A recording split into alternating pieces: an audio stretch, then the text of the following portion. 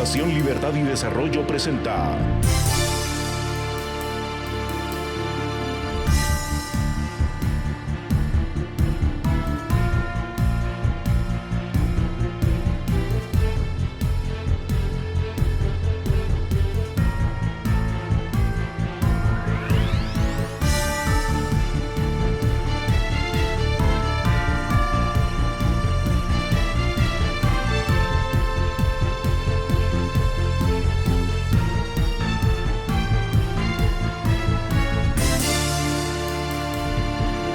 Razón de Estado con Dionisio Gutiérrez. Vivimos en un mundo que está peleando una pandemia, apostando por una vacuna que todavía no llega para todos, buscando alivio a la caída de ingresos, solución a la pérdida de trabajos o anhelando resignación por la pérdida de un ser querido. En medio de ese mundo lleno de contradicciones, líderes escasos, verdades a medias y demasiadas mentiras, está el ciudadano común y corriente, enfrentado a la encrucijada de su vida, preguntándose en qué debe creer y en quién puede confiar. Cuando vemos pueblos como el cubano, venezolano, nicaragüense, norcoreano y tantos otros que viven cada día para sobrevivir, siendo parte de un rebaño mangoneado y sometido a los designios de un tirano iluminado, siempre ignorante y prepotente, que lo que busca es dinero y poder por las malas. Cuando vemos eso, y será mejor que lo veamos, a quienes todavía vivimos en libertad, solo nos queda dar las gracias y estar seguros de que más nos vale seguir luchando para nunca perderla. Entre las contradicciones más visibles del mundo de hoy están las decisiones que están tomando algunos pueblos de América Latina, eligiendo gobernantes autócratas, iliberales y antidemocráticos, que están restringiendo las libertades civiles y violentando los valores republicanos que garantizan la división de poderes. Autócratas que están tomando control de los sistemas de justicia con fines políticos y regresando a los modelos de economías cerradas y controladas. Ese es el modelo que ha hecho extremadamente pobres y miserables a billones de seres humanos a través de la historia. ¿Qué mejores ejemplos que Cuba, Nicaragua, Venezuela, Corea del Norte, Somalia y tantos otros? Por eso analistas serios y sociólogos se preguntan ¿qué pasó en Perú?, donde votaron por un candidato que les ofreció eso. Ni siquiera tuvo que engañar a los votantes. Les dijo que es admirador de dictadores y que su propuesta económica será de corte chavista. Y aún así, votaron por él. El epílogo del capítulo que viven las democracias del mundo, en especial las que están en construcción y pedaleando contra la corriente, es que sus votantes, sus ciudadanos, sus pueblos, están dispuestos a apostar contra su libertad y a desarmar la poca democracia construida en un voto antinatural y de protesta, porque el futuro de esperanza que deseaban no se hace realidad a la velocidad esperada. Las últimas letras de ese epílogo rezan que la incapacidad, la indiferencia y la falta de compromiso de élites, dirigentes y ciudadanos está provocando que los pueblos aborrezcan la política, dejen de creer en la democracia y pierdan la confianza en la libertad. Este es el caballo de Troya de nuestro tiempo.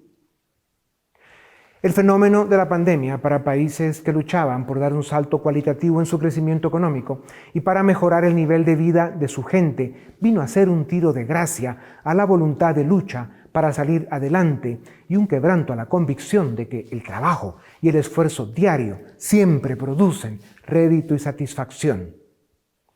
Parece que nos rendimos antes de tiempo. Es cierto que hay dolor, impaciencia y frustración, pero si las generaciones de nuestros antepasados vivieron 2 guerras mundiales, una pandemia de verdad y una depresión, sus descendientes debiéramos saber en qué creer y en quién confiar. Las tragedias humanas de aquellos primeros 50 años del siglo XX y el respeto que merecen nuestros abuelos y bisabuelos nos obligan a ofrecer nuestro máximo esfuerzo y a luchar con dignidad, confiando en nuestro instinto y en nuestra capacidad, convencidos de que mientras tengamos libertad, hay esperanza.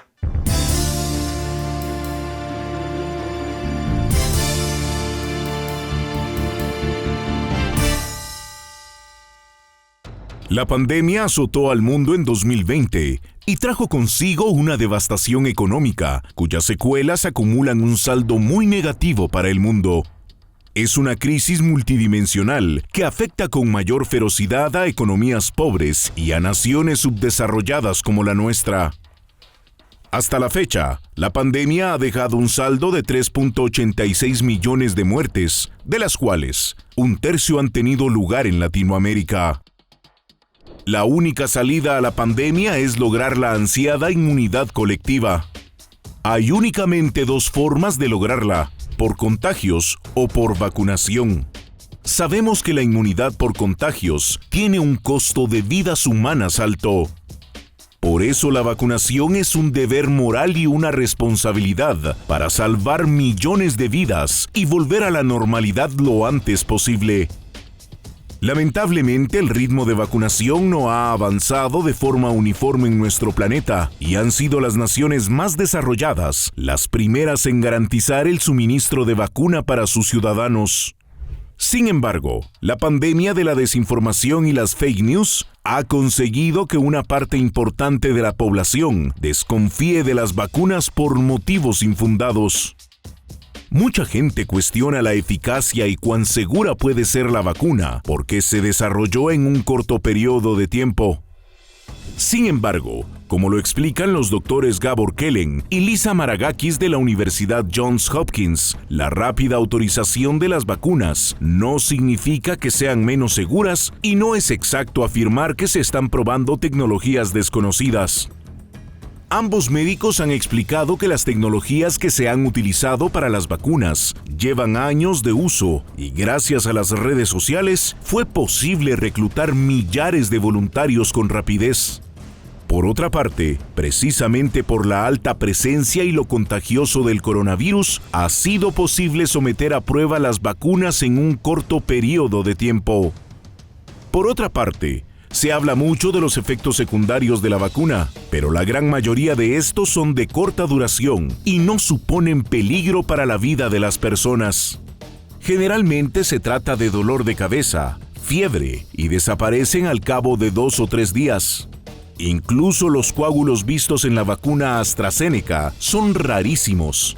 Se trata de 4 a 6 casos por cada 1.000.000 de personas. Las cifras a veces hablan por sí solas.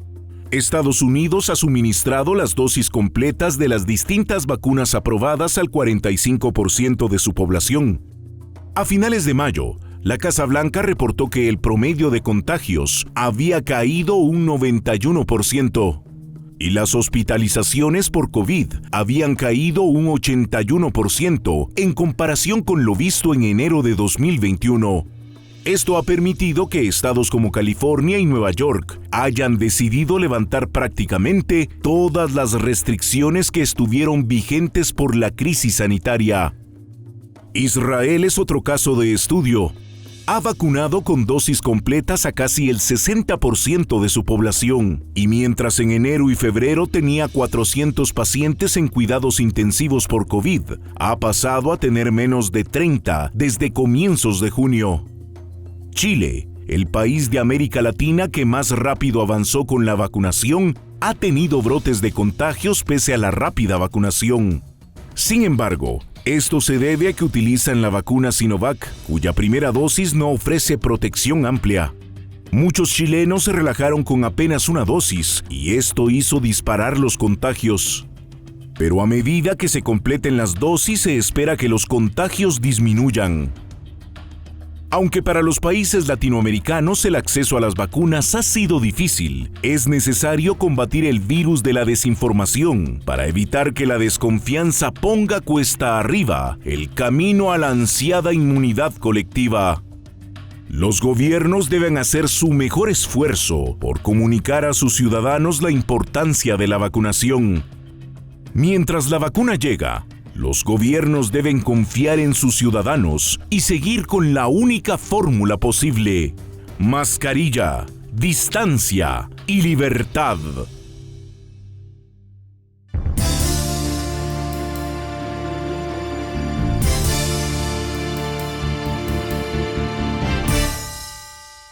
Bienvenidos a Razón de Estado. Para la entrevista de hoy tenemos a los licenciados Philippe Chicola, director del área política de nuestra fundación, y al licenciado Edgar Ortiz, director del área jurídica de Fundación Libertad y Desarrollo. Cuando en esta casa aspiramos a aportar luces, datos y contrastes sobre temas complejos, consideramos que podemos hacerlo con más efectividad si tenemos una plática entre quienes formamos parte del equipo de nuestra fundación. El equipo dedica tiempo a la investigación y se hace un esfuerzo importante por comprobar la información.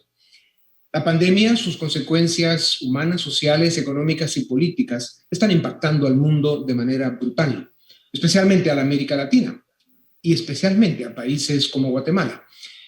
Y la promesa que se ha hecho de que con las vacunas terminará la pandemia pone grandes niveles de presión a los países que cuentan con pocos recursos humanos y financieros para conseguirlas. Hoy, a través de esta entrevista, queremos compartir con ustedes datos y análisis que tienen que ver con el impacto positivo que están teniendo las vacunas en los países del occidente desarrollado, donde ya se vacunó por lo menos el 50% de la población. Uno de los datos que no sorprende, pues es el resultado del sistema, es que los países capitalistas desarrollados, los mismos que tienen democracias liberales, que respetan la división de poderes y el Estado de Derecho, son los que van avanzados con la vacunación y con mucho éxito y con buenos resultados, al extremo que sus economías están casi totalmente abiertas otra vez. Estos países capitalistas con democracias liberales, el primero, Estados Unidos, están regalando vacunas a los turistas que llegan a visitarlos, que son muchos, y empiezan a regalar también cantidades millonarias de vacunas en otras geografías. Estas son tan solo algunas de las virtudes que ofrece la libertad. Licenciado Ortiz, la baja o la caída en las cifras de muertes y contagios en países que han alcanzado altas tasas de vacunación son contundentes. En Estados Unidos, que ha vacunado con ambas dosis a más del 45% de su población y al 56% de su población mayor de 18 años, ha visto que los contagios han caído 91% entre enero y finales de mayo y las hospitalizaciones han bajado un 81%. Israel ha vacunado el 60% de su población y la mortalidad ha caído exponencialmente desde febrero a casi 0 muertes diarias. ¿No es esto evidencia suficiente para los escépticos sobre las vacunas? ¿Qué tal? Sí, totalmente. Yo creo que estas cifras de alguna forma confirman la eficacia de la vacuna y creo que deberían servir como reflexión para quienes han mostrado su escepticismo a la vacunación, porque es muy importante que ocurra la vacunación. Ya mencionaba los datos de Estados Unidos e Israel, que son las dos naciones más conocidas por su rápido avance en la vacunación, pero también lo vemos en otros países que quizás no han alcanzado los niveles de vacunación de Estados Unidos e Israel, pero vemos países como España, como Francia, como el Reino Unido, que están cerca de esos umbrales en los que también ha caído dramáticamente la mortalidad. En España las muertes han caído 91% desde que se, digamos, incrementó la vacunación. Muchísimo. Entonces, sí, prácticamente todos los países de primer mundo, los países desarrollados que están avanzando en la vacunación, contestentemente están mostrando que sus niveles de contagios, pero sobre todo, y esto es lo más importante, que los niveles de hospitalizaciones y de muertes están cayendo. Aun y cuando algunas personas vacunadas lleguen a contagiarse, lo que estamos viendo es que es muy raro que lleguen a morir o a llegar a hospitalizaciones, y eso es lo que permite reabrir las economías más rápido. Licenciado Chicola, desde hace unos días, California y Nueva York han sido los primeros estados en levantar la mayor cantidad de restricciones. Hay que decir que Nueva York ha vacunado con al menos una dosis al 70% de su población adulta. Este importante estado de la Unión Americana, que fue golpeado por la pandemia, anunció que se acabaron los controles de temperatura corporal para entrar a centros comerciales o edificios. Los cines ya no tendrán que reducir su aforo y podrán habilitar todos sus asientos, al igual que los restaurantes. Ya no tendrán que separar sus mesas 6 pies como antes. ¿Qué lección nos dan estos estados? Bueno, yo creo que estos estados están evidenciando que existe una relación directa entre el grado de porcentaje de la población vacunada con el retorno a la normalidad. California, hay que mencionarlo, fue el estado en Estados Unidos que implementó las medidas restrictivas más agresivas a lo largo de la pandemia. incluso todavía a finales del 2020, principios del 2021, California tenía restricciones muy severas a una serie de actividades, incluyendo al aire libre. El que las estén levantando cuando en California hay alrededor del 54-55% de vacunados, por lo menos con una dosis, ahí es una clara evidencia que las autoridades de salud, tanto a nivel estatal como a nivel federal, consideran que ya se ha generado suficiente inmunidad de rebaño, que es lo que se aspira vía la vacunación, como para impedir una fácil transmisión del virus. Entonces, lo que se está evidenciando es que aquellos países, aquellos territorios que están logrando vacunar a más del 50-60% de su población, son aquellos que pueden regresar a las actividades con la normalidad, tal y como estaba antes de marzo, febrero de 2020 que sobrevino la pandemia. Creo que aquí es donde estamos viendo que la receta global para ponerle fin a esta pesadilla de ya casi 18 meses pasa necesariamente por la inmunidad de rebaño, y la ruta más efectiva que ha mostrado la ciencia es precisamente la vacunación. Lee Cortés, Israel nos ofrece un experimento en curso. Como hemos dicho, ya ha vacunado el 60% de su población.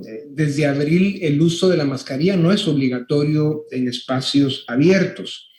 Desde el 1 de junio levantó otras restricciones, como los pases verdes, un sistema que identificaba a las personas vacunadas para entrar a ciertos lugares. Hoy solo mantienen obligación de usar mascarilla en ciertos espacios cerrados y en el transporte público. Hasta este momento, el levantamiento de restricciones no ha representado aumento de contagios. ¿Se puede decir que Israel ya superó la pandemia? Esa es una buena pregunta. Yo creo que mucha gente lo piensa. Porque hay que decir que Israel tiene un detalle importante. Israel comenzó a vacunar más rápido antes que otras naciones. Fue probablemente el país más inteligente en darse cuenta que podía acceder a la vacuna con anterioridad. Ya para febrero había vacunado el 40% de su población, y ya desde el mes de abril, esto es bien importante, a diferencia de otros países, incluso Estados Unidos, ya en abril había días que tenían 0 muertes por COVID, algo que pocos países del mundo pueden presumir. Así que se habla mucho de que Israel ha superado la pandemia. Quizás el único comentario que yo haría es que se estancó la vacunación, llegó al 63% y se ha estancado. Y lo que se está hablando ahora mismo es que para alcanzar inmunidad de rebaño, dadas las nuevas cepas que son más contagiosas, probablemente hay que llegar a un 80 o 90% de vacunación. Entonces, el escepticismo no permite que se termine de cerrar esa brecha todavía. Okay. Licenciado Chicola, otro tema que es complejo y que tiene que ver con lo que dice Lee Cortés es que los virus mutan, y estas mutaciones pueden volverlo más contagioso y o más mortífero. La variante Delta, identificada por primera vez en la India, es 50% más contagiosa que la variante original y entre el 40 y 80% más contagiosa que la variante identificada en el Reino Unido. Hace algunos días o semanas se empezó a escuchar algo sobre la variante Delta Plus, que tiene que ver con la de la India. ¿Pueden las variantes del virus hacer que los países vacunados retrocedan en los planes de volver a la normalidad de acuerdo con las proyecciones que conocemos? ¿Y cómo quedan los países no vacunados frente a las variantes del virus? Bueno, todavía hay una investigación en camino respecto de la relación que existe entre la efectividad de las vacunas versus las nuevas variantes que se han identificado. Por ejemplo, previo al surgimiento de la variante Delta, se estimaba que la vacuna de Pfizer tenía 95% de efectividad, Moderna 94%, Sputnik 91%, AstraZeneca rondaba en torno al 88%, pero con el surgimiento de la variante Delta se está estimando o existe la posibilidad que la efectividad de las vacunas se reduzca entre un 5 y un 15%. Como les digo, los datos todavía son variables porque hay todavía un ejercicio de investigación. De confirmarse que las nuevas variantes del virus provocan una reducción en la efectividad de la vacuna, eso no quiere decir que la vacunación sea inefectiva, no, simplemente lo que tendría que ocurrir es que un porcentaje más alto de la población se tendría que vacunar para alcanzar ese grado de inmunidad de rebaño. De ahí es donde surge la teoría de que si las variantes Delta y Delta Plus son más contagiosas, habría que alcanzar hasta un 80-85% de población vacunada para poder regresar a la nueva normalidad. Pero como digo, pero todavía la investigación está en camino. Ahora, lo complejo es para nuestros países, que vamos muy atrasados en la vacunación, porque la variable Delta y sobre todo la Delta Plus está demostrando que es muy contagiosa y que particularmente está ampliando el número de contagios, sobre todo en zonas rurales, que eran territorios en donde la pandemia no había afectado, donde el número de casos y el número de fallecidos no había sido tan alto como las concentraciones urbanas. Entonces, creo que para países en vías de desarrollo, América Latina, Asia, África, que vamos atrasados en la vacunación, las nuevas variantes sí generan una nueva amenaza, en el sentido de que ahora las poblaciones rurales con menos accesos a servicios de salud son las que podrían verse más afectadas por el surgimiento de estas mutaciones. Ya. Cabe decir que en Fundación Libertad de Desarrollo llevamos semanas investigando estos datos, cruzándolos y verificándolos de diferentes fuentes. O sea, no son ocurrencias, en este caso, de ustedes o de la Fundación, y por eso es que consideramos que esta entrevista pues, puede dar un aporte importante para aclarar estas dimensiones de la etapa de la vida que estamos viviendo con la pandemia. 2 o 3 preguntas que vienen con respuestas rápidas, por favor, que tenemos 2 o 3 al final que me gustaría mucho que las cubramos. Lic Ortiz, América Latina, ya lo mencionó Lic Chicola, vemos un ritmo de vacunación disparejo, mientras países como Honduras o Guatemala no alcanzan a vacunar ni al 5% de su población. Costa Rica ya está por el 20% y Chile por el 60%. ¿A qué se debe esto? ¿Es que las farmacéuticas ponen condiciones muy difíciles para países pequeños y de bajos recursos, o es lentitud de algunos gobiernos?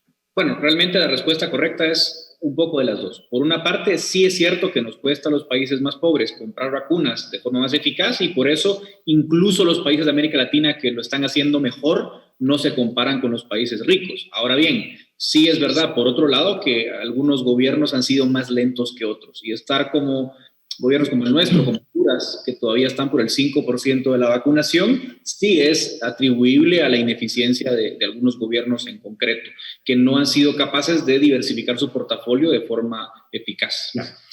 Lic Chicola, hablemos de Guatemala y el comportamiento de la pandemia. En julio de 2020 se vivió un primer pico de contagio. Luego, la segunda ola fue consecuencia de las fiestas de Navidad, y recientemente se supone que la tercera nos la trajo Semana Santa. Sin embargo, en los últimos 15 días se ha visto un repunte en el número de contagios. Estamos atravesando una 4ª ola de contagios.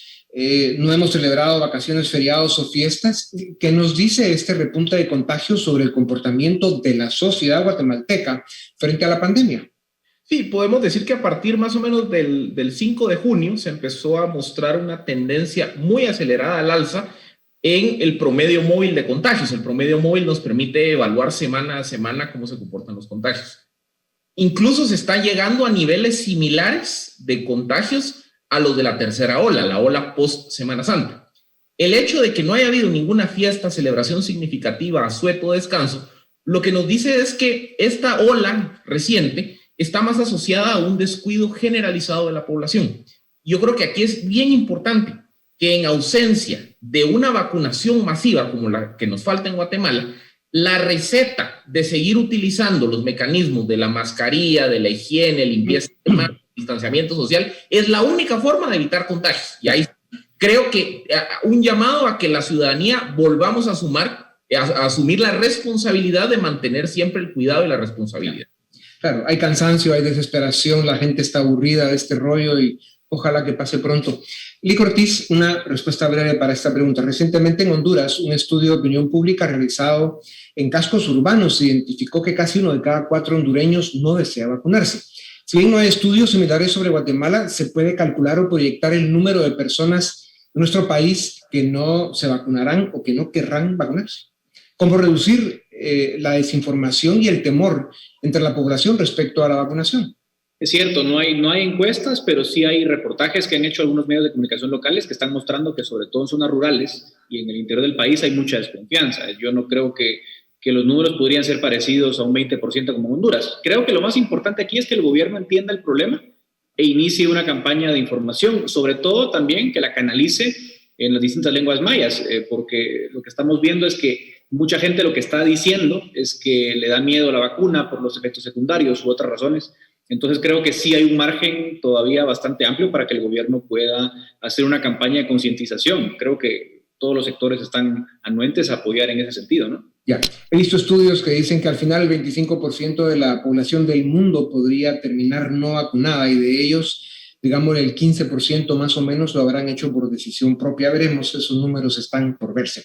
Lic Chicola, según datos de esta organización que se llama Our World in Data, en Guatemala un 3.2% de la población mayor de 18 años ya recibió por lo menos una dosis de la vacuna. Sin embargo, nuestro país sufre por los retrasos en el envío de las vacunas Sputnik principalmente y por nuestra accidentada interacción con el mecanismo COVAX.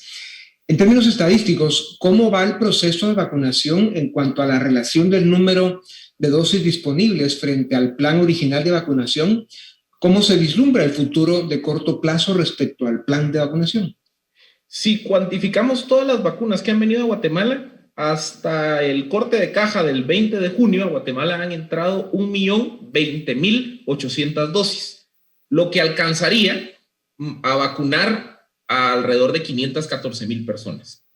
¿Cuál es el problema? Que cuando empezamos a ver la priorización que se hizo a inicios de año del plan de vacunación, la primera fase, que eran trabajadores de salud, eran 135,000. En teoría, esos trabajadores ya están vacunados.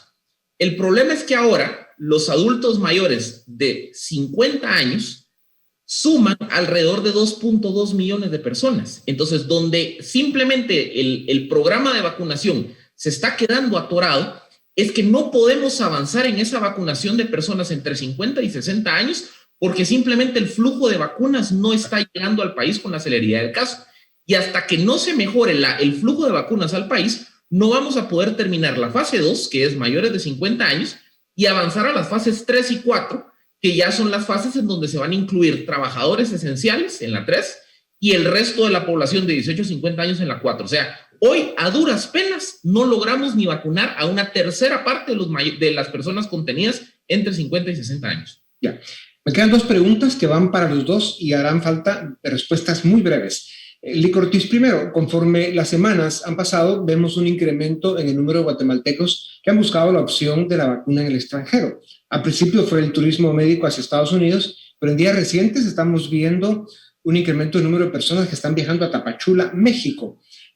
Con este proceso de buscar vacunas en el extranjero, ¿qué tanto puede contribuirse a cerrar gradualmente la brecha de vacunación en nuestro país?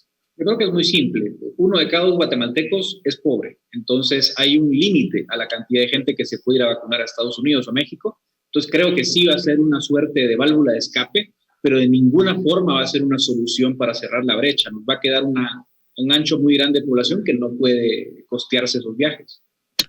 Lic Chicola, un comentario sobre esa pregunta en 10 segundos. Totalmente de acuerdo. Yo creo que la opción, sobre todo Estados Unidos, está reservada a segmentos A, B y C1, y la opción de Tapachula creo que es más geográfico para las poblaciones que viven en el occidente del país. Ya.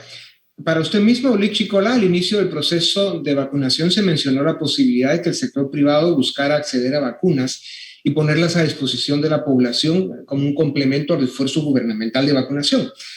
En un caso similar a lo que ocurrió en 2020 con las pruebas de COVID. ¿Qué tan realista es esta alternativa?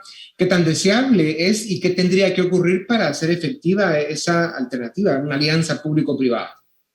Es muy deseable porque al final lo que necesitamos es que existan vacunas disponibles para las personas que se quieran vacunar. ¿Dónde están las complicaciones de la ruta privada? Primero, que no todas las farmacéuticas internacionales le venden a privados. Creo que serían farmacéuticas rusas o chinas, sobre todo, las que podrían vender vacunas a privados. Y segundo, se necesitaría, digamos, el marco regulatorio para esto. Yo creo que el primer reto, que es conseguir un proveedor internacional, bueno, eso habría que dejárselo al sector empresarial. El tema regulatorio es donde yo creo que el gobierno ha cerrado la puerta, y yo creo que debería de explorar la posibilidad de permitir la vacunación privada, porque sería una forma también de ir desfogando toda la presión que se está generando sobre la vacunación pública, que como lo hemos platicado, va muy lento porque simplemente las vacunas no están viniendo al país. El problema es tan grande que no tendremos otra alternativa. Ojalá lo veamos pronto. En 10 segundos, Lic Ortiz, ¿algún comentario sobre este tema? Yo estoy de acuerdo con Philip. Lo único que no puede pasar es que se abra lo privado y que lo público falle. Eso es lo que creo que hay que procurar que no ocurra. Ok. Bueno, pues gracias a los dos, sin duda alguna, la pandemia sigue. La solución, que no es solución, pero por lo menos nos compra tiempo, es seguir con la trilogía de mascarilla, distancia y libertad, porque eso es lo que con seguridad por lo menos nos permite dar la batalla. Señores, gracias a ustedes también, gracias. Esto es Razón de Estado.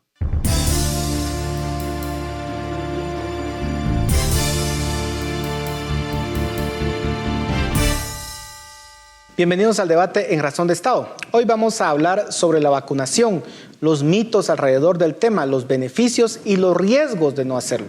Para ello contamos con dos reconocidas profesionales.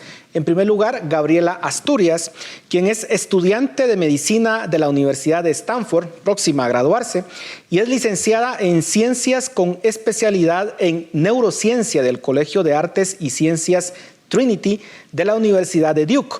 Gabriela comenzó su carrera científica a los 14 años, ha creado y participa en muchos proyectos que tienen el objetivo de mejorar el acceso equitativo a la salud a través de la educación y la tecnología. Y también contamos con la participación de la doctora Alicia Chan, pediatra infectóloga de la Unidad Nacional de Oncología Pediátrica y vicepresidenta de la Asociación Guatemalteca de Enfermedades. A ambas, muchas gracias por estar en esta noche en Razón de Estado. Doctora Chan, quisiera iniciar con usted. Tenemos dos realidades en Guatemala. Una es que no hay suficientes vacunas para todos, pero también tenemos una realidad en la cual hay personas que dudan de vacunarse, que incluso cuando tienen ya el rango de edad para poderse vacunar, han decidido no hacerlo por ciertos temores que puedan haber. ¿Cuáles son esos temores? ¿Cuáles son los beneficios de vacunarse? ¿Cuáles son las consecuencias de no hacerlo? Sí, muchas gracias. Hay mucha desinformación alrededor de la vacunación. Creo que en parte es responsable el Ministerio de Salud Pública y de Asistencia Social, que quizá la campaña de comunicación que han tenido con respecto a la vacuna, cuáles son los eventos adversos esperados, cuáles son los eventos adversos raros porque pueden suceder y cuál es el impacto positivo de la vacunación. Realmente como que esos mensajes no han sido claros en la campaña de comunicación que ha tenido el ministerio. Entonces, número uno, realmente es desinformación. Las vacunas son seguras, las vacunas son eficaces, las vacunas proveen el beneficio de evitar el contagio, pero no solamente eso. Si no logran evitar el contagio al 100%, si tú te enfermas, es menos probable que vayas a parar a un hospital, a una unidad de cuidados intensivos, por ejemplo. Y no tenemos datos para todas las vacunas sobre esto de la transmisibilidad, pero de las vacunas, de algunas vacunas sí hemos visto datos que sí disminuyen la transmisión del virus. Por ejemplo, AstraZeneca, ya hay datos de que sí disminuye la transmisibilidad y podemos ver claramente el ejemplo del Reino Unido, en donde el número de casos, el número de muertes y la cantidad de transmisibilidad de la enfermedad ha bajado muchísimo, y este es un país en donde mayoritariamente se utilizó la vacuna de AstraZeneca, así es que, y es una de las vacunas que nosotros tenemos disponibles en Guatemala. Así es que creo que es solamente realmente más desinformación que otra cosa. Y hablando de desinformación, doctora Asturias, dentro de la cultura popular se cuentan muchas veces historias en donde se dice, miren, tal persona se fue a vacunar y a los pocos días falleció, y hacen una conexión entre el hecho de haberse vacunado y el hecho, pues, de que fallece la persona. ¿Qué tan probable es que pueda ocurrir este hecho de que una persona fallezca luego de ser vacunada? Y qué tan, digamos, dentro del universo total, qué tantos casos se han registrado. ¿Es cierto esto? Me encanta que menciones qué tan probable es, porque al final es una cuestión de estadísticas. Por ejemplo, en Estados Unidos, que están llevando un conteo muy bueno de todas las vacunaciones administradas y los reportes de muerte, podemos ver que las 310 millones de dosis de vacunas que han administrado, solo el 0.0017% ha reportado mortalidad. Eso es una tasa de mortalidad bastante baja. Hemos logrado ver que las vacunas del COVID nos protegen contra la infección y la enfermedad severa y la hospitalización con esta enfermedad. Yo creo que a veces es por naturaleza humana, empatizamos con estas historias que son la minoría, repito, el 0.0017% según las estadísticas que están reportando el CDC. Y esto estoy usando el ejemplo de Estados Unidos porque ellos tienen muchísima información y están llevando todo el conteo estadístico y también son de los que más vacunas han administrado a su población. Y pues viendo esta tasa de mortalidad pensamos, ok, sí, existen estos casos de los cuales hemos escuchado que se magnifican en redes, a través de lo que compartimos con amigos, pero lo que debemos de recordar es que es algo mínimo. Es un riesgo muy, muy mínimo y los beneficios de vacunarnos, de prevenir esa infección con el virus y desarrollo de síntomas graves y también prevenir parar hospitalizados, es muy importante vacunarnos. Doctora Cham, usted ya mencionaba el caso de AstraZeneca, pero también tenemos la posibilidad en Guatemala de la vacuna Sputnik. Y hay quienes cuestionan la confiabilidad de esta vacuna, sobre todo por no ser un país considerado occidental, entre comillas.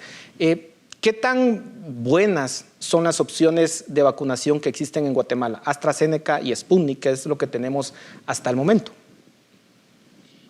Sí, en efecto, la vacuna AstraZeneca, pues creo que es la vacuna que les mencionaba anteriormente, que sí cuenta con muy buenos datos, y Sputnik también. Lo que pasa es que los estudios de post-aplicación de Sputnik, es decir, no los estudios fase 1, fase 2 y fase 3, sino ya la fase 4 de implementación, eso es tal vez lo que todavía no tenemos de Sputnik, pero justamente se está haciendo. Ahora, en los estudios de fase 1, fase 2 y fase 3, la eficacia de la vacuna fue 91%, y eso quiere decir que 91% de las personas pudieron librarse de tener la enfermedad. Ese es un número muy bueno, un número considerado alto, incluso comparable a vacunas de base de plataforma de mRNA como Pfizer y Moderna, ¿verdad? Entonces, todas estas vacunas que han sido introducidas al país, AstraZeneca y Sputnik específicamente, han pasado por un escrutinio científico y han estado ya a prueba en las fases que todas las vacunas tienen que completar para considerarse eficaces y seguras. O sea, eficaces, que tanto me protege; segura es si tengo reportado algún evento adverso serio. En Sputnik no tenemos reporte de ningún evento adverso serio.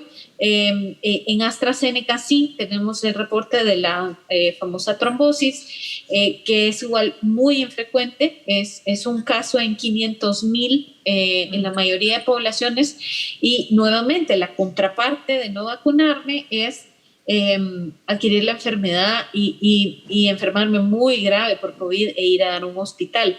Entonces el riesgo para mí de contraer COVID es mucho más grande que el riesgo marginal que se puede tener por estos casos de trombosis. Esto de la trombosis sí que no se ha reportado con Sputnik.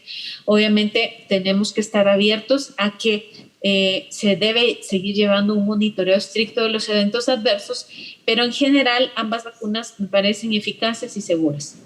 Doctora Asturias, algo que es muy común escuchar es que las personas se vacunan e inmediatamente bajan la guardia. En este caso, reinician su vida social como la tenían antes de la pandemia, no guardan ningún tiempo prudencial. ¿Realmente esa es la actitud responsable? ¿La persona una vez vacunada ya no corre ningún riesgo? ¿Puede reiniciar su vida social como si nada o tiene que esperar un tiempo? ¿Cuál es ese proceso? Explíquenos. Creo que lo más importante que entendamos todo es qué es considerada una vacunación completa.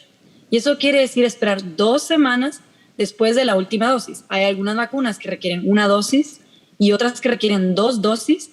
Entonces debes de esperar 2 semanas después de la última dosis para poder realmente tener el efecto completo de la protección en tu sistema inmune. Eso es muy importante. Ahora, el CDC ha dicho que las personas que han tenido esa vacunación completa, que esperan el tiempo después de su última dosis, pueden resumir sus actividades normales sin utilizar mascarilla y distanciamiento social.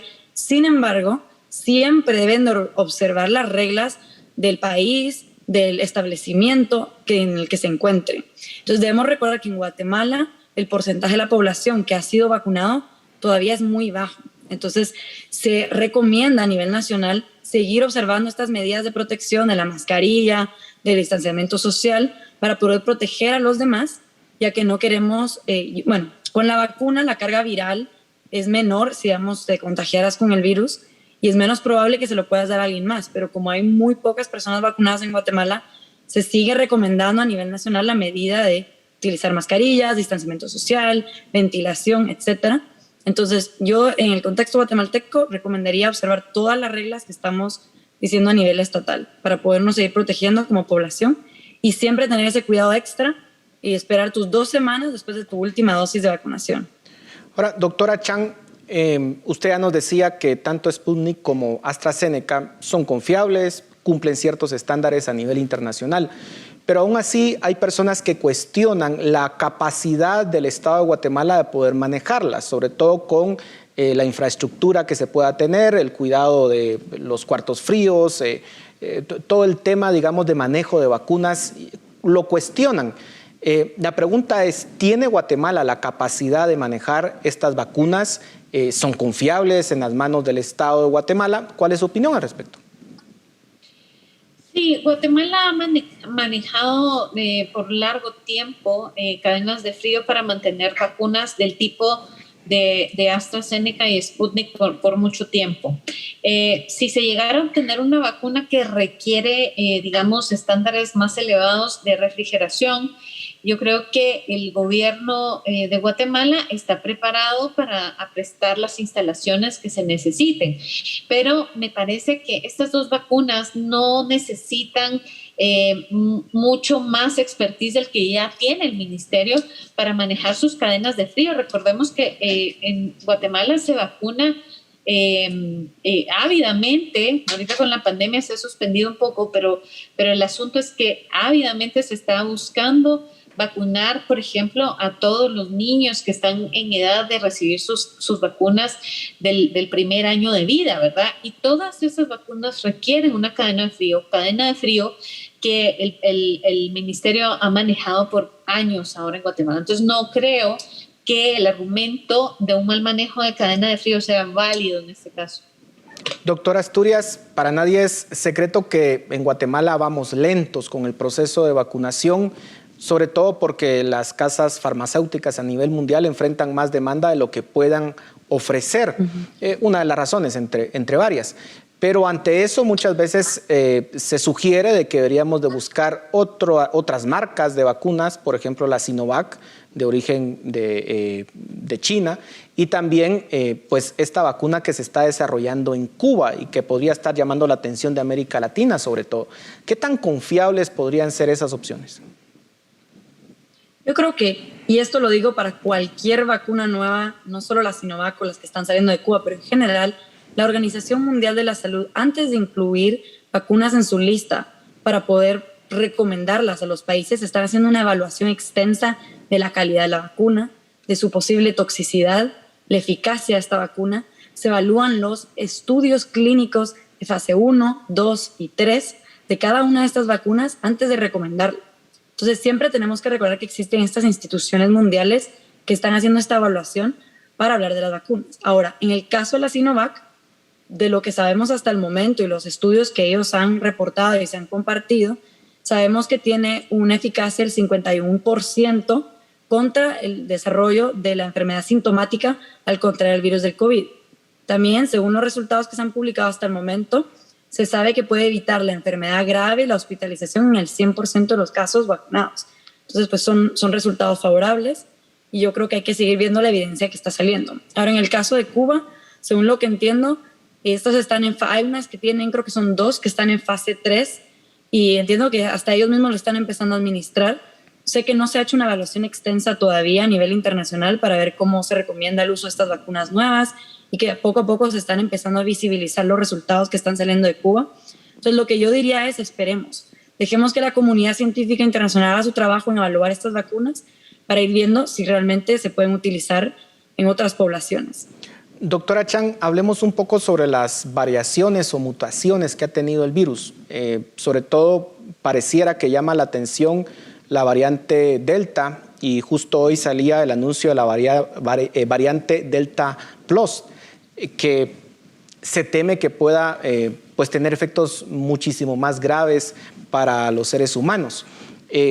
Tenemos en Guatemala ya estas variantes. Eso podría explicar, por ejemplo, el momento crítico que está viviendo el país con la actual ola de contagios que tenemos. ¿Cuál es su perspectiva? Mi perspectiva es que no tenemos suficiente vigilancia en el país para saber si realmente se ha introducido ya esta variante en el país. Ciertamente, esta es una variante muy preocupante porque, de acuerdo a los datos que se reportan en los países que la tienen, sí realmente el grado de severidad en la que se presenta la enfermedad es mucho más alto. Entonces, creo que aquí lo importante es mantener un nivel de vigilancia alto, estar continuamente mandando muestras de pacientes COVID positivos para hacer el respectivo análisis del genotipo del virus y detectar tempranamente en el momento que se introduzcan estas variantes. En el caso de Guatemala, como no sabemos muy bien si tenemos alguna otra variante, además de las que ya se han reportado, la de California y la Inglaterra, por ejemplo, yo creo que ha sido también un asunto de que las personas están ya un poco cansadas de las medidas de restricción y que realmente han bajado muchísimo la guardia con respecto a sus medidas de prevención básicas, es decir, uso de mascarilla, distanciamiento y lavado de manos, como que ya todo el mundo está muy cansado de las medidas, pero tenemos que seguirlas manteniendo porque el virus sigue aquí. Y creo que hay personas que ilusamente pensaron que el advenimiento de la vacunación iba a reducir la cantidad de transmisión. Y sí lo reduce, pero como mencionaba antes la doctora Asturias, tiene que ser un porcentaje muy alto de la población que está vacunado. Entonces, si no hemos obtenido ese porcentaje alto de vacunación, tenemos que seguir manteniendo nuestras medidas de cuidado primario. Se nos está terminando el tiempo y quisiera que cubriéramos dos temas. En primer lugar, hablando de las variaciones, doctora Asturias, las vacunas, ¿qué tan efectivas van a ser con estas variantes o con estas mutaciones? ¿O se corre el riesgo de que pierdan efectividad? Primero recordemos que sabemos, las vacunas del COVID nos protegen contra la enfermedad cuando contraemos el virus. Entonces nos ayudan a que si nos contagiamos no se desarrollen los síntomas graves y paremos hospitalizados. Eso es algo que ya sabemos. ¿Qué estamos aprendiendo? Estamos aprendiendo cómo estas vacunas responden ante las nuevas variantes que van surgiendo alrededor del mundo. Y se están haciendo actualmente estudios según estas variantes van surgiendo para ver realmente qué tan eficaces son. Ahora, habiendo dicho eso, por ejemplo, ha salido un estudio del Reino Unido que 2 dosis de Pfizer tienen una eficacia del 88% contra la variante Delta, de la cual estabas mencionando anteriormente. Entonces, lo que sabemos es que las vacunas nos protegen más que no vacunarnos. No vacunarnos quiere decir que nos exponemos a variantes que son muy contagiosas, con mayor seriedad de causar enfermedad grave. Entonces, es mejor vacunarnos porque tenemos mayores probabilidades de protegernos contra la enfermedad grave del COVID con estas variantes. Ahora debemos de seguir viendo toda la información evolucionar para ver cómo el nivel de eficacia contra cada variante. Nos quedan 30 segundos y doctora Chan, quisiera que pudiéramos resolver una duda concreta que surge muchas veces y es, una persona que ya tuvo COVID, ¿es necesario que se vacune o debería de esperar cierto tiempo para vacunarse porque es lo más confiable? ¿Qué nos dice la ciencia hasta el momento sobre esos casos? La ciencia nos dice que las vacunas que las vacunas deben aplicarse en las personas que ya tuvieron enfermedad por COVID-19 y establecen un periodo de más o menos después de 2 semanas de haberse recuperado de la enfermedad. Es muy importante que estas personas se vacunen porque esta vacuna provee una inmunidad más duradera que la enfermedad natural. Entonces, con eso nos garantizamos más tiempo protegidos. Así es que, en concreto, sí se deben vacunar las personas, aunque ya hayan padecido de la enfermedad. Bueno, se nos ha terminado el tiempo. Muchísimas gracias a ambas por la información tan enriquecida que nos han dado en este programa. Muchísimas gracias por sus comentarios y a ustedes en casa, muchas gracias por su atención. Nos vemos la próxima semana.